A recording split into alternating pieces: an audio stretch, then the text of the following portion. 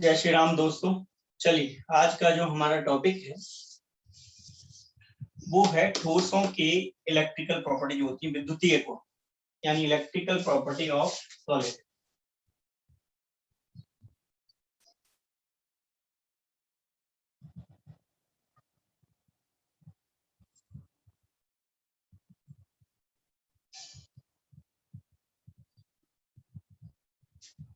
ठोसों के विद्युतीय गुण।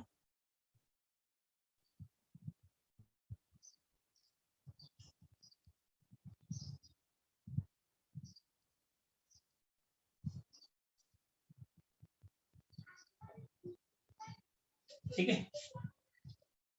Electrical property of solid. Solid में हमने किसकी बात की? क्रिस्टल की। क्रिस्टल मतलब समझ गए, क्रिस्टलाइन सॉलिड की चर्चा चल रही। क्रिस्टल ये ठोस, ठीक है।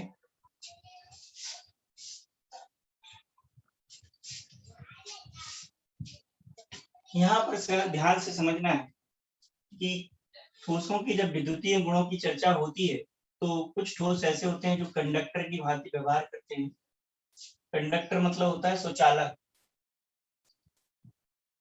और कुछ ठोस ऐसे होते हैं जो इंसुलेटर की तरह कार्य करते हैं।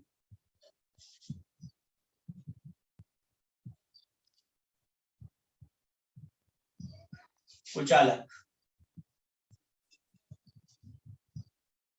और कुछ ठोस ऐसे होते हैं जिन्हें इंसुलेटर से यानी कुचालक से कंडक्टर में बदला जाता है। उसकी कंडक्टिविटी जो है चालक और कुचालक के मध्य होती है, मतलब कुचालक से इसकी कंडक्टिविटी ज्यादा होती है विद्युत चालक का, और सुचालक से कम होती है। सेमी कंडक्टर को हम अर्धचालक कहते हैं, यानी जो चालक तो बन गए लेकिन पूर्ण रूप से चालक नहीं, यानी इनकी चालकता का मान सुचालकों से कम है। तो जब हम इलेक्ट्रिकल प्रॉपर्टी की बात करते हैं तो ठोसों में तीनों प्रकार के ठोस होते हैं, जैसे कंडक्टर है, इंसुलेटर है, सुचालक है, कुचालक है और अर्धचालक। ठीक है, सबसे पहले हम सुचालक की बात। किसी ठोस में सुचालकता की अगर सबसे पहले बात की जाती है तो सबसे पहले दिमाग में मेटल यानी धातुओं का नाम, और धातुएं जो होती हैं विद्युत की सुचालक। अब क्यों होती है?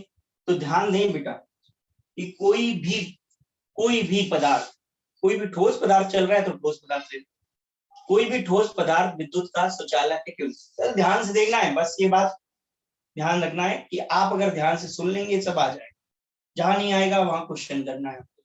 कुछ एक्स्ट्रा पूछना है तो पूछना है आपको। पहले आपको मेरी बात सुननी है कि सुचालक है क्या। ये तो बचपन से हम पढ़ते चले जा रहे हैं, जो अपने अंदर से विद्युत धारा का चालन करता है। अच्छा, कोई भी ठोस पदार्थ या कोई भी पदार्थ विद्युत धारा का चालन करता ही क्यों? इसका क्या क्या कारण है? तो दो कारण हैं। किसी भी पदार्थ में विद्युत धारा का बहने के दो कारण हैं। या तो उसके पास यानी मुक्त इलेक्ट्रॉन गति करके एक स्थान से दूसरे स्थान पर गति करके विद्युत धारा को एक स्थान से दूसरे स्थान पर ले जाता है, या फिर उसके पास मुक्त आयन होना चाहिए। यानी विद्युत का चालन, ये बात आप एक नोट करके लिख दें कि विद्युत का चालन दो कारकों पर निर्भर करता है। यानी विद्युत चालकता जो है वो दो कारकों पर निर्भर करती है भाई। एक होती है मुक्त इलेक्ट्रॉन की गति। अगर किसी के पास क्या, देखो दोनों में से एक कंडीशन होनी चाहिए, या तो मुक्त इलेक्ट्रॉन होनी चाहिए, मुक्त इलेक्ट्रॉन की गति पर निर्भर करती है, या फिर मुक्त आयनों की गति पर। अच्छा, मुक्त इलेक्ट्रॉन की गति भी मैंने आपको इसमें जब हम पढ़े हैं दोष, क्रिस्टल में दोष, तब मैंने इलेक्ट्रॉन की गति पर भी आपको बताया कि किस तरह से विद्युत का चालन होता है।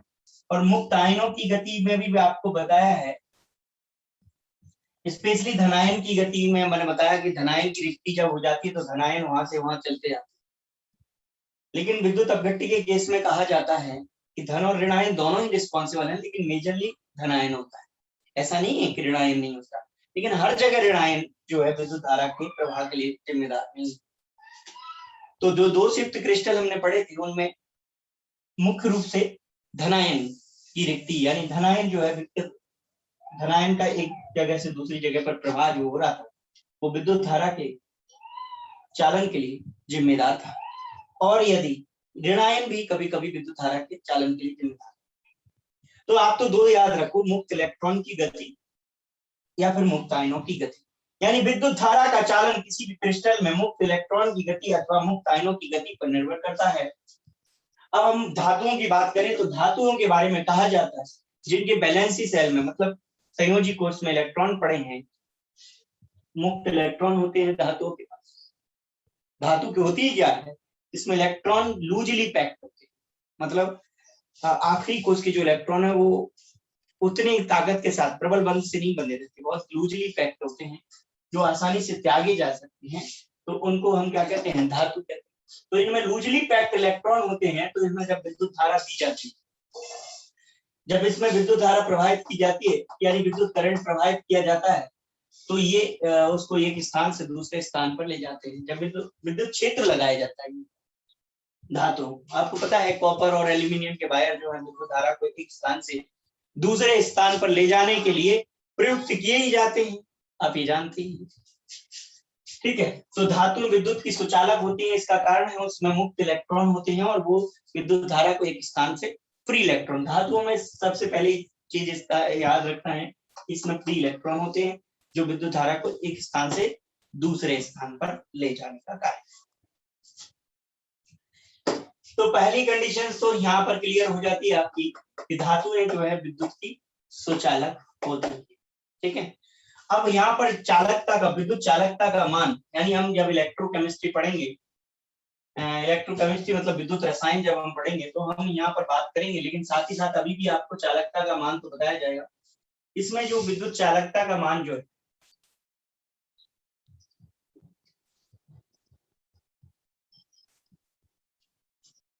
वो होता है 10⁴ से 10⁷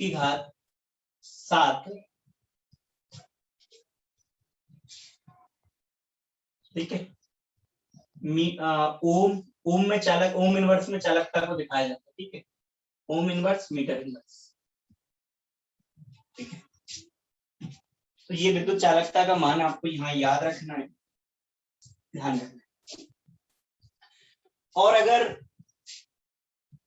कुछ ऐसे पदार्थ हैं, जैसे आपने नाम सुना है प्लास्टिक है,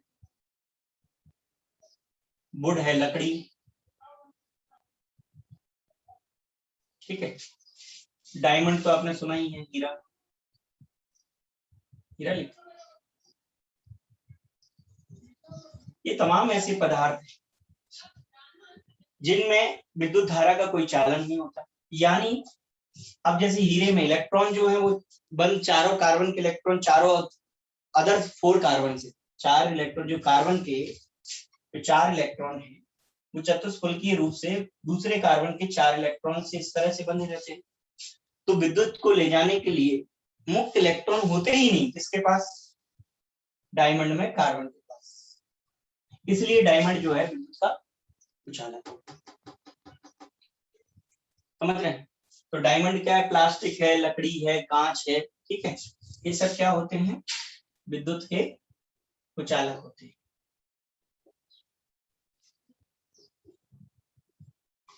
ठीक, इसमें जो विद्युत चालकता का मान होता है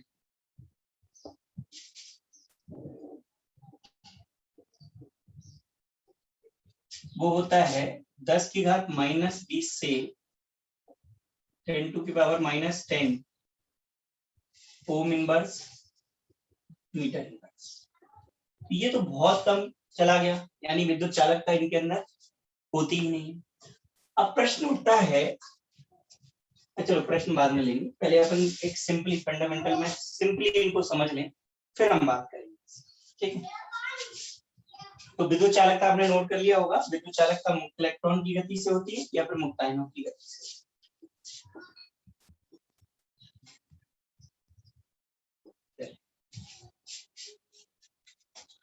अब ध्यान देने की आपको जरूरत है कि अर्धचालक क्या, हालांकि अर्धचालक को हमने अभी पढ़ा है जब हम धातुओं में दोष की बात कर रहे थे, सॉरी क्रिस्टल में दोषों की बात, तब हमने अर्धचालक बताया। अब यहाँ पर अर्धचालक को समझना है, तो आप समझिए कि अर्धचालक होता है जिसकी चालकता का मान, जिसकी विद्युत चालकता का मान, ध्यान दो, सुचालकों, इसकी विद्युत चालकता का मान सुचालक और कुचालक के मध्य हो। ठीक है, जिसकी विद्युत चालकता का मान कितना हो, सुचालक और कुचालक के मध्य, यानी 10 की घात 6 से लेकर 10 की घात 4, देखो 4 तक आ गया, मतलब सुचालक के पास आ गया और कुचालक से चालक के बीच।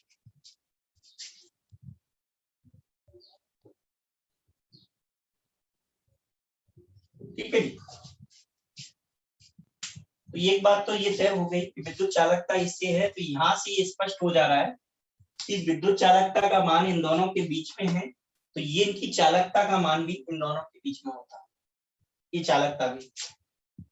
लेकिन अर्धचालक कुछ पदार्थ होते हैं, कुछ अधातुएं होती हैं, आपको मैंने बताया भी हुआ है, जो अर्धचालक के समान कार्य करती हैं, लेकिन अगर उनको सामान्य अवस्था में निम्न ताप पर रखें, निम्न ताप पर अगर हम रखें इसको, जैसे कुछ अधातु सिलिकॉन है, अभी बताया हुआ हमने, और जर्मेनियम, इनको हम क्या करें, निम्न ताप पर रख दें, या फिर कहें 0 केल्विन पर, तो ये पूरी तरह कैसी है, कुचालक है, क्योंकि कोई इलेक्ट्रॉन बाइंडिंग इधर से उधर नहीं जा सकता। अब आपको मालूम है ये कैसी है, कुचालक। ठीक है, लेकिन क्या करें हम, इनको सुचालक बनाने दो काम कर सकते हैं, एक तो ताप बढ़ाकर इनकी चालकता में परिवर्तन के लिए, इनकी विद्युत चालकता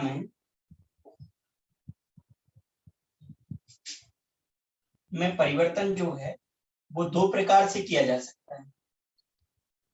एक तो हम क्या काम करें, ध्यान से समझिएगा बेटा, एक तो हम क्या काम करें, गर्म कर दें, यानी सिलिकॉन को गर्म करें, और दूसरा तरीका है डोप कर दें। डोपिंग करना समझते हैं, डोपिंग करने मतलब अशुद्धि मिलाने, डोपिंग का मतलब क्या है, अशुद्धि मिला दें।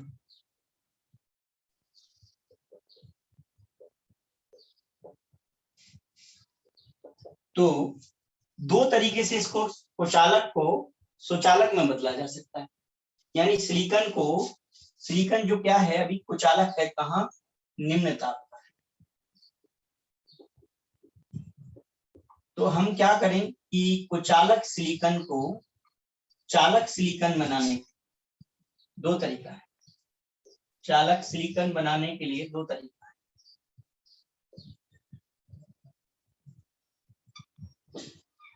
एक तो गर्म कर दीजिए, और दूसरा तरीका है अशुद्धि मिला।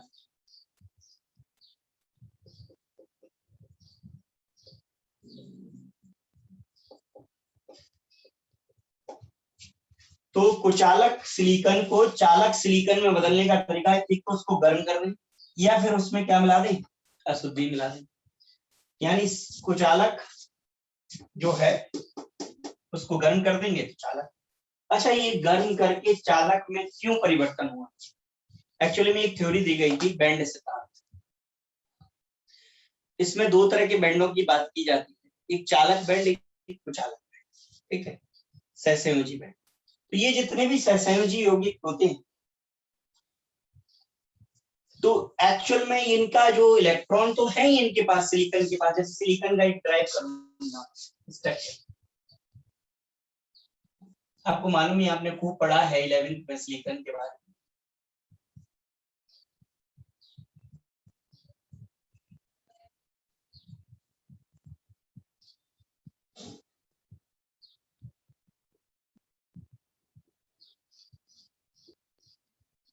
तो यहाँ पर भी सिलिकॉन जो है 4 और सिलिकॉनों से चतुष्फल के रूप से जुड़ा हुआ है, लेकिन जब हम इसको गर्म करें, अभी तो इसके इलेक्ट्रॉन सारे बंद बनाएंगे, लेकिन हम गर्म करें इसको, प्रति मोल के हिसाब से 111 किलो जूल पर मोल एनर्जी की जरूरत है।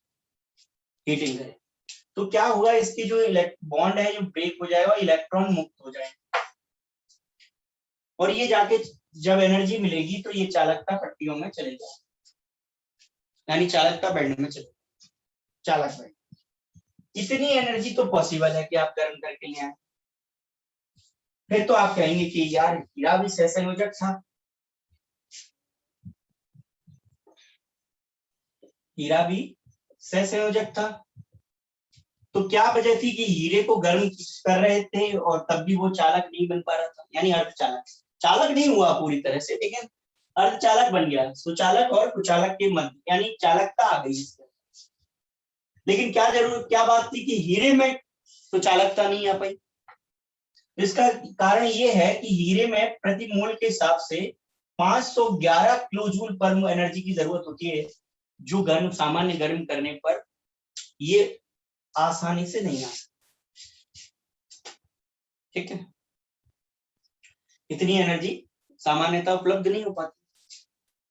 तो इस केस में यही अंतर है कि हीरा जो है चालक बैंड में जाने के लिए, चालक होने के लिए, इलेक्ट्रॉन को चालकता पट्टियों में जाने के लिए इतनी एनर्जी की आवश्यकता है, अधिक एनर्जी की, इसलिए वो आसानी से नहीं जा सकता, या ये बॉन्ड तोड़ने के लिए युग। तो इसीलिए क्या है, ये कुचालक होता है और ये भी कुचालक है, लेकिन इसको गर्म करके कम एनर्जी की जरूरत है, तो हम इसको कहा, जर्मेनियम में तो 68 किलोजूल पर मोल सही काम चल जाएगा, तो ये चालकता पट्टियों में चला जाएगा। और इलेक्ट्रॉन जब जाएगा, तो इलेक्ट्रॉन जब फ्री हो जाएगा तो वो क्या हुआ, विद्युत को एक स्थान से दूसरे स्थान पर ले जा सकता है। यानी हमको ये पता चल गया, इन केस सिलिकॉन के केस में ये बात की है और डायमंड के केस में ये बात की।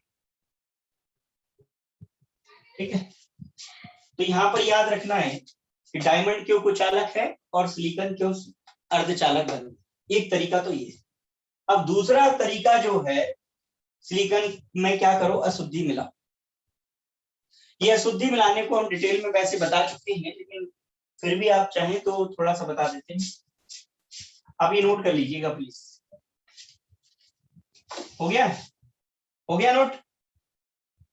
Yes sir. ओके, चलिए।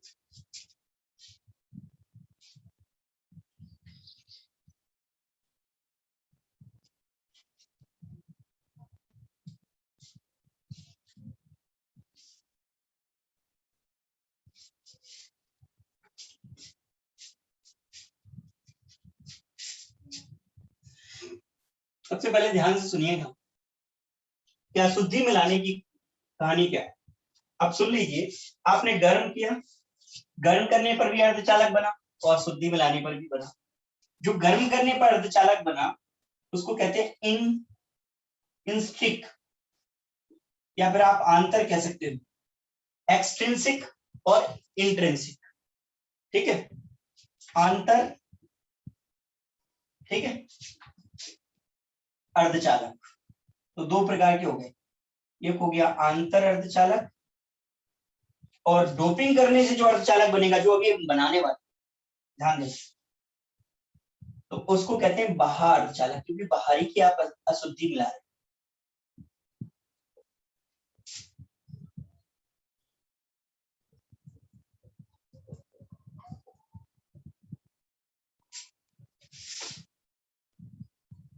इंट्रिंसिक और एक्सट्रिंसिक।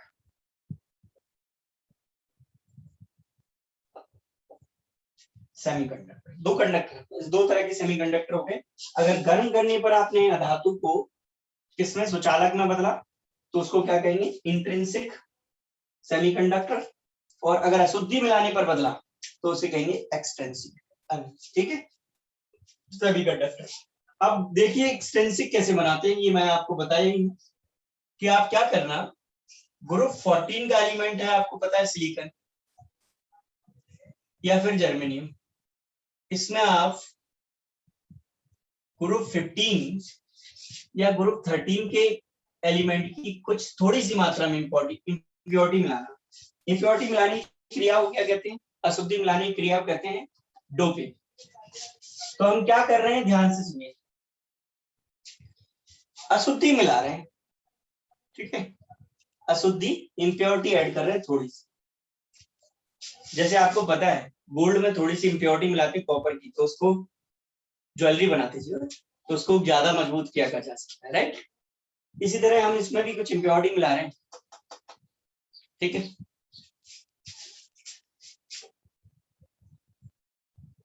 आपको ये भी मालूम है, देखो डोपिंग शब्द आपने सुना होगा, क्या कई खिलाड़ियों के डोप टेस्ट होते हैं, ये क्या करते हैं, अपने शरीर में कुछ इम्प्योरिटी मिला लेते हैं, LSD, मॉर्फिन, कोडीन वगैरह लेते हैं, तो क्या होता है, ये नॉन नार्कोटिक ड्रग होते हैं, इनको जो लेते हैं तो क्या होता है, इनकी एकदम से ताकत बढ़ जाती है, सारी ताकत को इकट्ठा कर,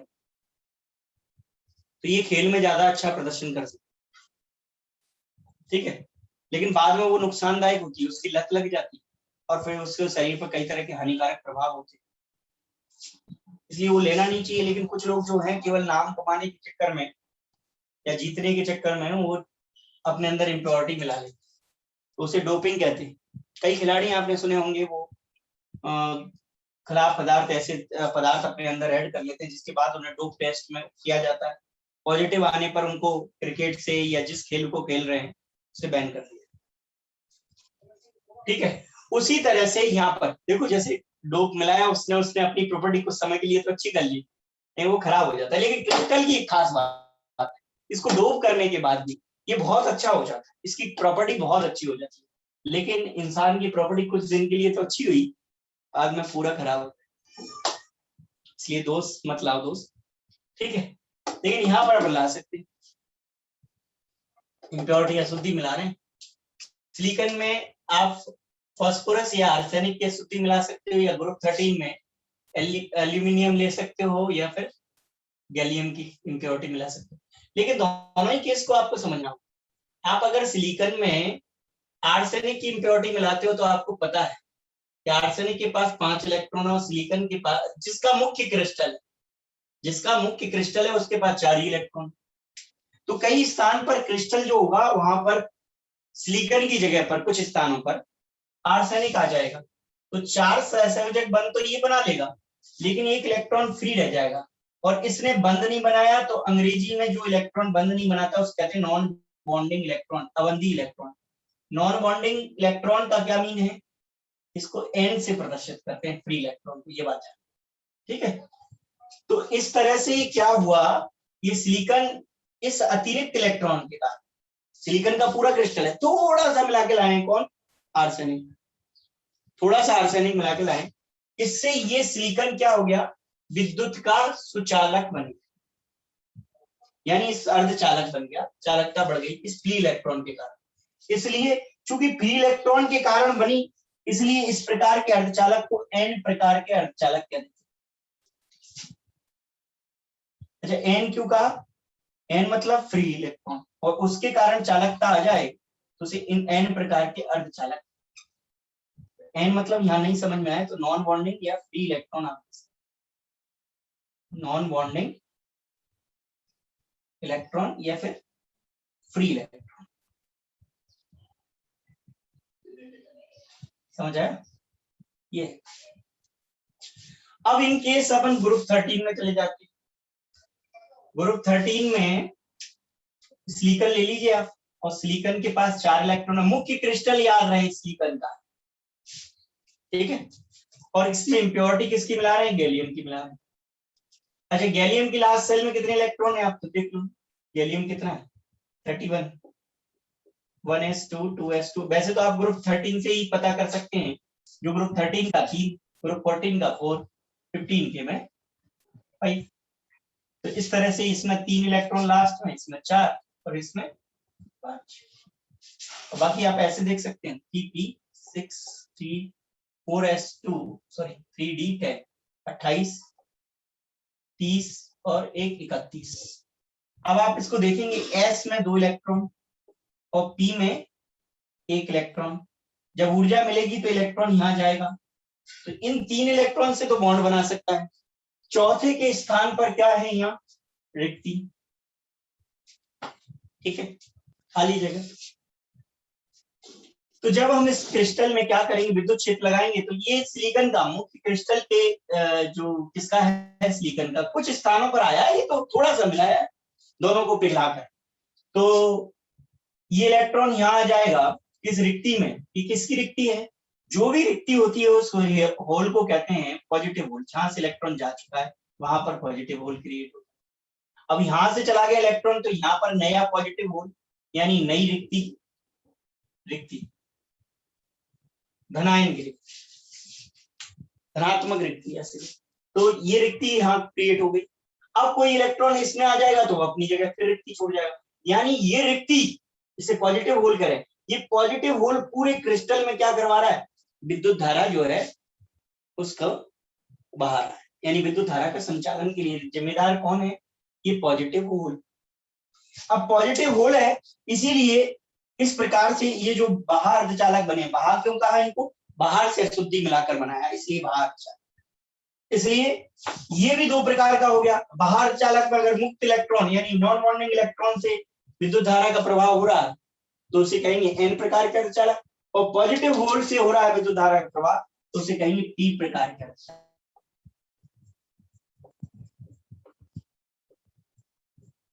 ये है पूरी कहानी। अब इस तरह से कैसे पदार्थ बनेंगे तो समझ लीजिए कि एन प्रकार के अर्धचालक बना तो क्या क्या किया आपने, सिलिकॉन में आर्सेनिक मिलाया, तो इसका उदाहरण क्या हो गया, सिलिकॉन में आर्सेनिक SiAs, या आप सिलिकॉन में क्या मिला लेते, फास्फोरस SiP, या आप तरीका था जर्मेनियम में मिला लेते आर्सेनिक, या जर्मेनियम में फास्फोरस मिला लेते, ठीक है। अब इसके उदाहरण देखेंगे हम, तो इसके लिए क्या उदाहरण था, सिलिकॉन में आपने कौन मिलाया, गैलियम, गैलियम मिला लिया, इसके बाद एल्यूमिनियम मिला सकते थे, या फिर हम कहते हैं जर्मेनियम में गैलियम मिला दो, या फिर जर्मेनियम में आप क्या मिला दो, एल्यूमिनियम, ठीक है, दिखेगा यहाँ, ये इसका, ठीक है। तो ये उदाहरण हो गए। अब आप समझ गए होंगे चालक क्या हो गया, सुचालक क्या हो गया और अर्धचालक क्या, सुचालक, कुचालक और अर्धचालक। विद्युत चालकता के मान याद रखना 10⁴ और जो 4 तक आके आ जाए वो अर्धचालक, और जिसमें माइनस में 10 और 20 इतनी कम हो, बिल्कुल चालकता हो ही नहीं, तो कुचालक। अच्छा एक बात, धातुओं में जनरली हम क्या करते हैं, हालांकि आपको इलेक्ट्रोकेमिस्ट्री पढ़ाऊंगा तब जरूर, धातुओं में जब हम तापमान बढ़ाते तो विद्युत चालकता का मान घट जाता है, ये बात याद। अब कारण क्या है कि घट जाता है, हम आराम से बहस करते हैं इस पर, क्लास में आप होते तो मैं आपको बुद्धि चलवाते। अब क्यों घट जाता है, तो धातुओं में सारे धात्विक परमाणु, सबके पास संयोजी इलेक्ट्रॉन, तो हम जैसे मान लेते हैं ये है और इसके अंदर ये परमाणु, ये संयोजी इलेक्ट्रॉन, परमाणु, संयोजी इलेक्ट्रॉन, मुक्त इलेक्ट्रॉन, परमाणु, और इलेक्ट्रॉन विद्युत धारा ले जा रहा है। जब ताप दोगे तो ये कंपन करने लगते हैं परमाणु, अब जब ये कंपन करने लगते हैं तो इलेक्ट्रॉन कंफ्यूज हो जाता है कि कहीं परमाणु मुझे बुला तो नहीं रहा। जब ये वाइब्रेशन करने लगते हैं, अब वाइब्रेशन करते हैं तो इसकी वजह से इनकी जो गति है इलेक्ट्रॉन की वो अवरुद्ध होती है और प्रतिरोध उत्पन्न होता है। इसी वजह से धातुओं की चालकता, इसे और डिटेल में समझेंगे हम जब डिटेल में पढ़ाएंगे, आप इतना समझ लो, वैसे काफी है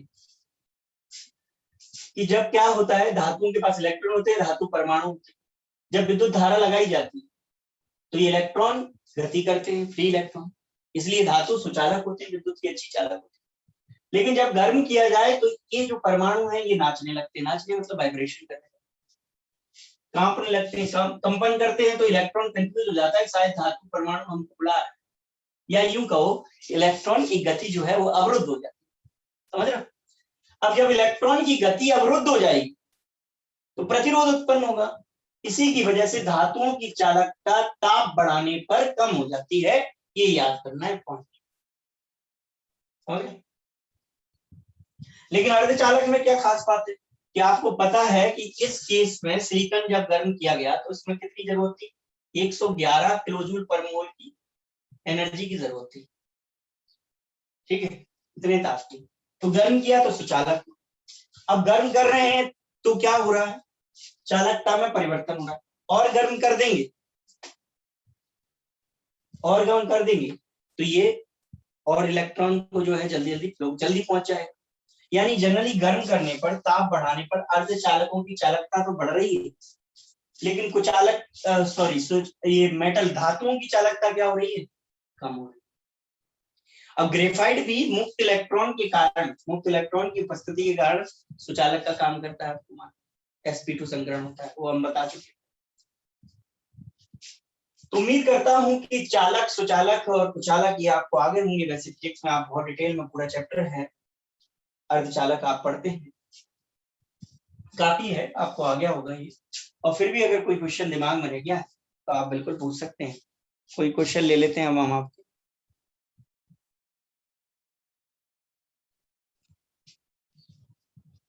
ठीक है, कोई प्रॉब्लम तो नहीं है?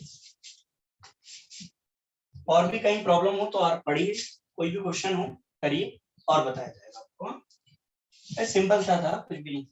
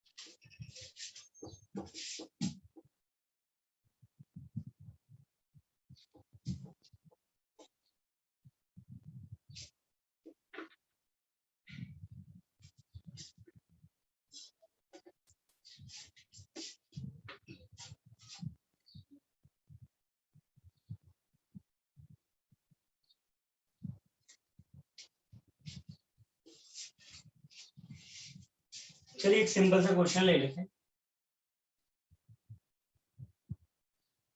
यदि NaCl क्रिस्टल को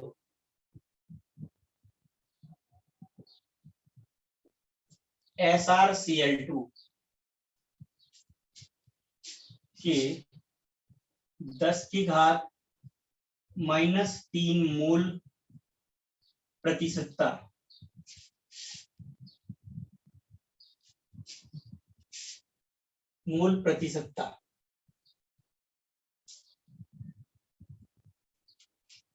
से डोप किया जाए, डोप तो समझते हैं, डोपित भी लिख सकते हो आप, किया जाए तो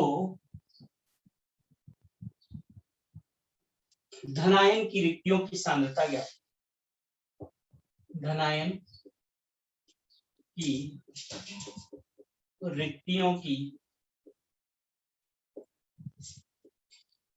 सांद्रता क्या है?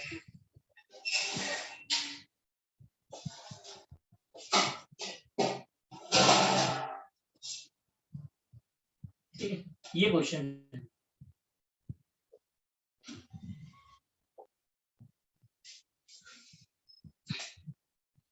ठीक है, क्वेश्चन बहुत आसान है।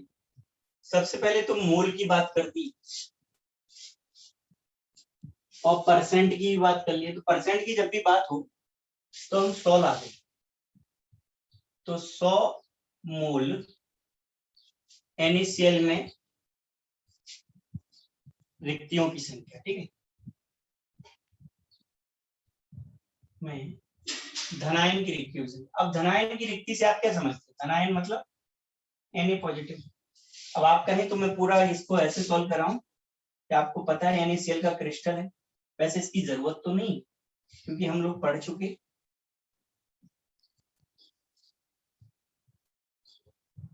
अब ये भी हमने पढ़ा है, ये लास्ट टॉपिक था नहीं, इसमें क्या था NaCl का जो क्रिस्टल था, इसमें सब जगह Na और Cl है, राइट।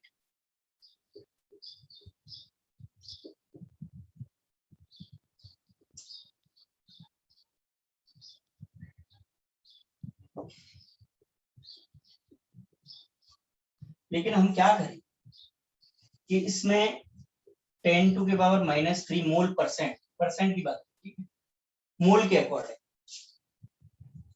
और इतना डाल दे। परसेंट की बात की तो 100% ये है, उसमें से थोड़ा सा इतने परसेंट ये डाल, मोल के अकॉर्डिंग। सांद्रता की भी बात कर ली और परसेंट की भी बात, सांद्रण प्रतिशत की बात, ठीक है। तो अगर ऐसा कर लेंगे तो क्या होगा, जहां आपका Na था वहां पर कौन आ जाएगा, क्या डाला, SrCl2, 2 पॉजिटिव बाला आ जाएगा। इसकी वजह से क्या होगा, एक Na को और जाना पड़ेगा, क्योंकि Na पर जो चार्ज है वो इसके एक प्लस चार्ज है, तो 2 प्लस कब होंगे, 2 Na होंगे, तो बराबर। तो एक Na चला गया, उसकी जगह Sr आ गया, लेकिन इलेक्ट्रिकल न्यूट्रलिटी यानी विद्युत उदासीनता बनाए रखने के लिए दूसरा Na भी चला जाएगा। तो अभी धनायन की कितनी रिक्ति दिख रही है यहाँ, एक। अभी ऐसे देखने, लेकिन कैलकुलेशन में उसने कह दिया कि 100% ये है आपका, इसमें इतने मोल परसेंट हमने ये बोला, तो कहता है 100 मोल NaCl में धनायन रिक्ति,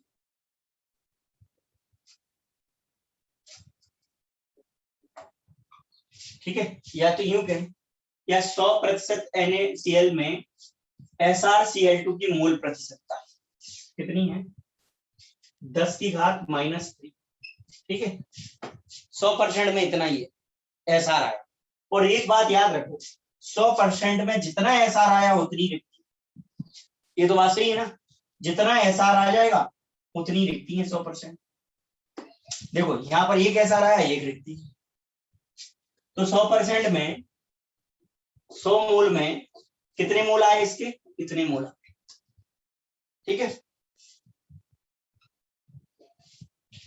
अब एक मोल में आप निकालोगे, एक मोल NaCl में धनायन की रिक्ति,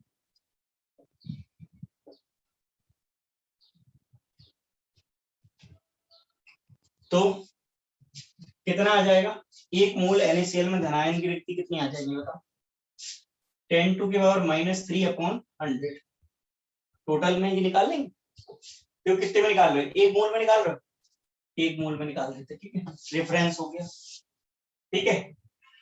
और टोटल मोल कितने हैं, टोटल यहाँ नीचे आ जाएगी, और टोटल इतने में कितनी है, इतनी, एक मोल में कितनी होंगी, ये आप खुद काउंट कर लो, ये ऊपर ले जाओगे 10⁻⁻5 हो जाएगा, क्यों, ये 10⁻⁻2 हो जाएगा, और ये पावर ऐड हो जाएंगी तो -5 मोल, क्लियर। इतना आ गया आपका क्या, एक मोल में इतना रिक्ति होंगी, मोल परसेंट होगा। अच्छा, रिक्तियों की कुल संख्या निकालो, धनायन की रिक्तियों की कुल संख्या, धनायन की रिक्तियों की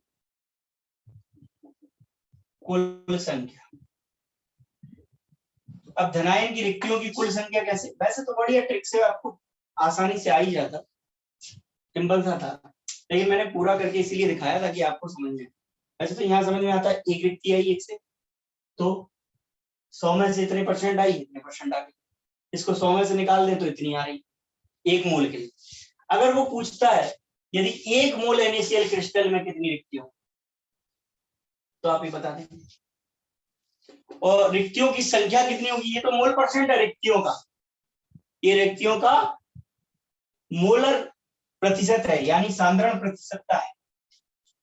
लेकिन रिक्तियों की कुल संख्या पूछेगा, तो संख्या निकालने का तरीका है कि जो प्रतिशतता आई है उसे एवोगैड्रो संख्या से गुणा कर दो, तो संख्या पता चल जाएगी।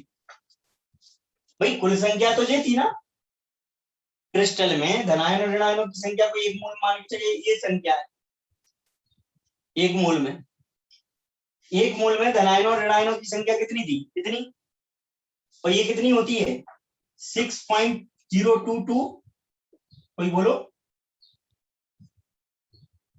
ये इतनी होती, अब इतना मोल है, एक मोल में इतने धनायन और ऋणायन है, इतनी धनायन और इतनी ऋणायन, एक मोल में, ठीक है, एक मोल NaCl, समझ गए। अब एक मोल में इतने हैं, तो अब इसमें रिक्ति कितनी होंगी, तो हमने कहा एक मोल में रिक्ति इतनी आई, परसेंटेज रिक्ति का परसेंट इतना आया, तो अब अपने का मोल परसेंट आया। अब टोटल रिक्ति कितनी होंगी, तो ये 10⁻⁻5 लिख दो, इससे मल्टीप्लाई कर दो, तो मल्टीप्लाई करोगे तो आप क्या आ जाएगा 6.022 10⁻18, ये आ गई कुल धनायन की रिक्तियों। बोलो समझ में आया कि नहीं आया?